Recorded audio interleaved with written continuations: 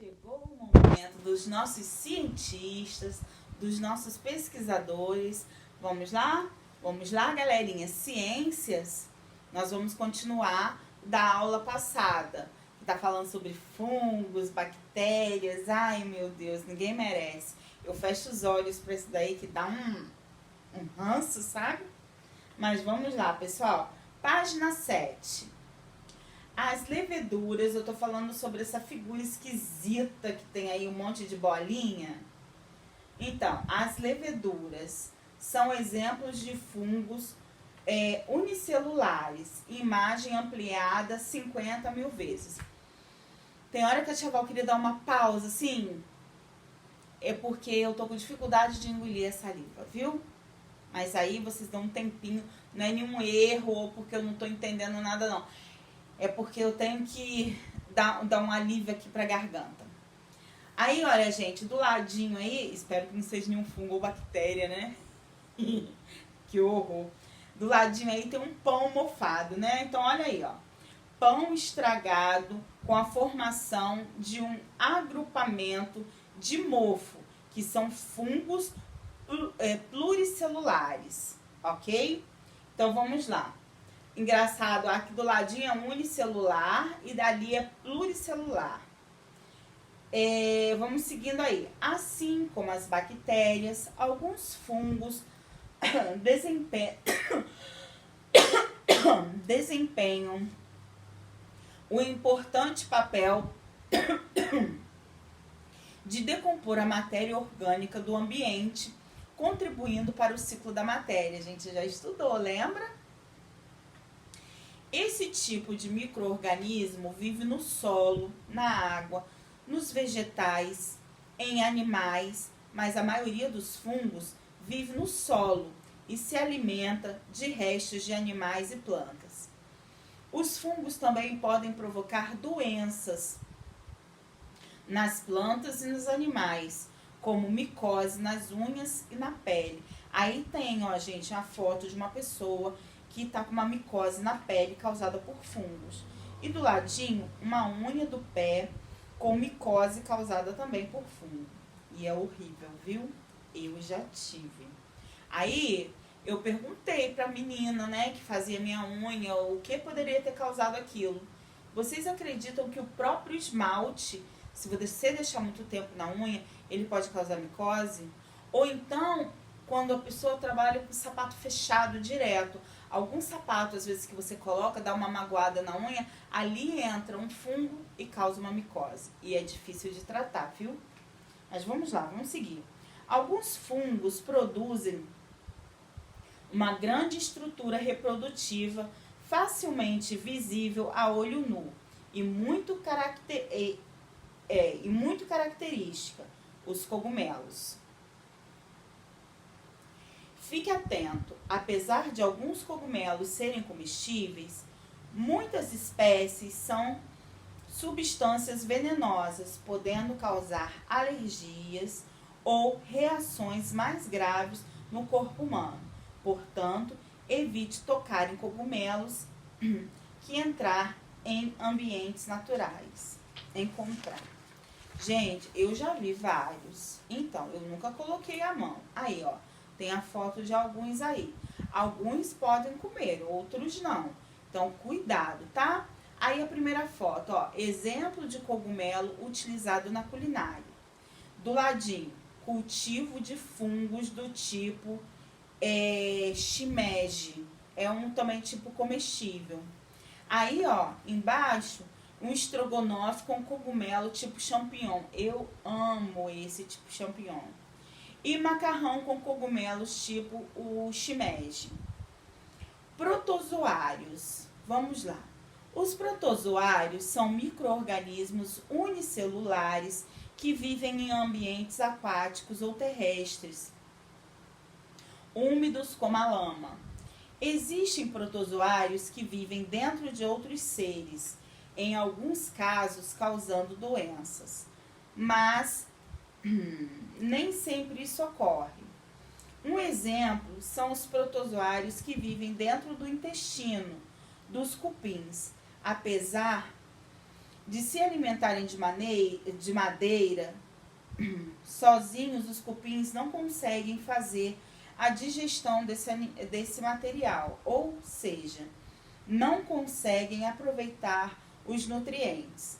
Por isso, a presença de protozoários capazes de digerir a madeira é benéfica aos cupins. Essa relação é boa tanto para os cupins quanto para os protozoários. Os cupins conseguem aproveitar os nutrientes da madeira e os protozoários conseguem abrigo e alimento. Aí, ó, são os cupins se alimentando da madeira. E do ladinho, aí meio esverdeado, são os protozoários que vivem no intestino dos cupins. É verdade, no intestino dos seres humanos também existem protozoários que se aproveitam de restos de alimentos, sem prejudicar a saúde ou causar doenças às pessoas. Isso daí é verdade, pessoal? Comenta aí, tá bom? Eu não vou dar spoiler dessa vez. Virando, a gente já tá na página 9, viu? Microalgas. As microalgas, também conhecidas como algas unicelulares, são micro-organismos que vivem principalmente em ambientes aquáticos. Algumas podem habitar folhas e caules de plantas e até mesmo o solo, desde que acumulem água. Uma característica importante desses micro-organismos é a sua capacidade de realizar a fotossíntese. Lembra da fotossíntese que a gente também já estudou? Observando gás carbônico, absorvendo, ai meu Deus do céu, é a vista que está cansada, e liberando gás oxigênio para a atmosfera. Dessa forma, as microalgas formam a base das cadeias alimentares dos alimentos aquáticos. Gente, a gente fala em cadeia alimentar o tempo todo, né? Pois é, olha aí, essas imagens aí, ó, são microalgas observadas por microscópio.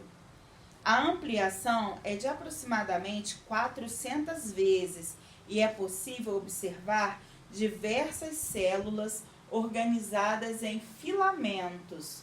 É a imagem da esquerda acima, tá? Agora, ou em pequenos aglomerados, que é a imagem à direita acima, que parecem aí umas estrelinhas. Pois é. Já na imagem abaixo, a ampliação é de 1000 vezes e é possível observar os limites de cada célula e sua estrutura interna. Agora vamos ver os líquens.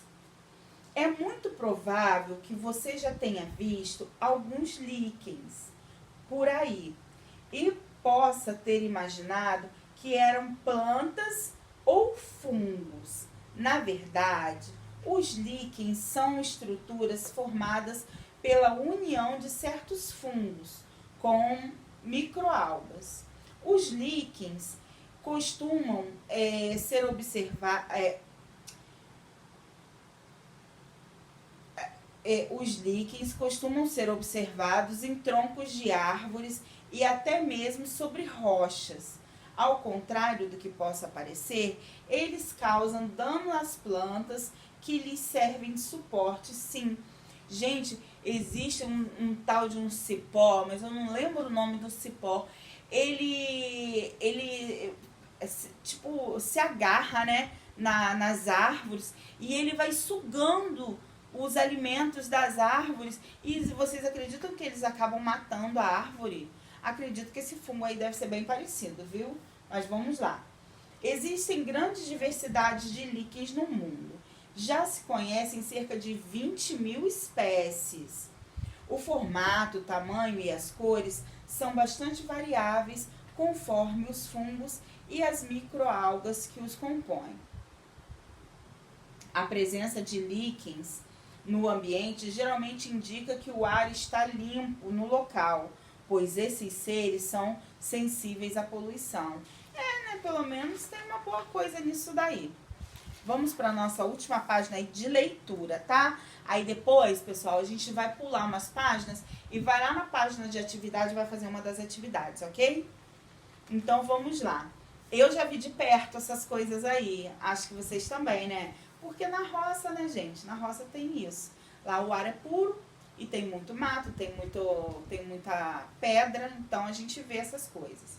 Aí, ó, são exemplos de líquens observados na natureza. Agora, os vírus. Ao contrário dos micro-organismos que estudamos até aqui, os vírus não são formados por células. Em geral, eles são ainda menores que as bactérias e também outra célula pode ser vivo. Peraí, gente, me perdi aqui. Vou voltar um pouquinho porque eu me perdi na frase. Peraí. Em geral, eles são ainda menores que as bactérias e qualquer outra célula de ser vivo. Como sua estrutura celular é bastante simples, eles dependem de outros seres vivos para conseguir se reproduzir. Por esse motivo, os vírus são considerados parasitas obrigatórios e geralmente causam doença nos seres vivos. Tem uma coisinha esquisita embaixo, né, vermelhinha, vamos ver o que que é. Ao encontrar uma célula que consiga invadir, isso daí eu acho que é uma célula invadindo, ó. O vírus entra e consegue se reproduzir, multiplicar-se, utilizando as estruturas da célula que foi invadida. Em muitos casos, a célula invadida acaba se rompendo com a quantidade de vírus em seu interior. Como consequência, o corpo desse ser vivo pode estar doente. No caso, o vermelhinho aí é o vírus e o verdinho é a célula que eles estão tentando invadir. Vamos lá, parasitas. Seres vivos que vivem dentro ou na superfície de outro ser vivo, retirando dele os nutrientes de que necessitam para viver. Dizemos que um parasita é obrigatório quando ele não consegue viver sozinho e é totalmente dependente de outro ser vivo. Sabe o que é um parasita? Piolho. Por quê? O piolho ele depende do sangue, né, da cabeça aí para sobreviver. Outra coisa, o carrapato e a pulga, eles dependem do sangue do bichinho para poder se reproduzir e sobreviver. Que coisa horrorosa, mas vamos lá, pessoal. Ó, aí a gente vai dar um pulinho lá na página 17. Só a página 17, ok? Nós vamos fazer essa atividade aí, porque tudo que tá aqui a gente já estudou. Vamos lá. Número 1. Suponha que seu melhor amigo da sala faltou a primeira aula sobre micro-organismos. Como você explica a ele o que são micro-organismos? Você vai falar aí o que é micro-organismo, tá bom? Agora, preencha a cruzadinha aí, ó, relacionando a micro-organismos utilizando as dicas que seguem. Vamos lá, na número 1. Aparelho utilizado para visualizar os micro-organismos. Fácil, né? 2. Micro-organismos que realizam fotossíntese, a gente acabou de falar. 3. Vivem em ambiente aquático ou terrestre úmido. Um exemplo é o paramécio, a gente também acabou de falar, né? 4. Essenciais na produção de iogurte, queijos e bebidas lácteas fermentadas.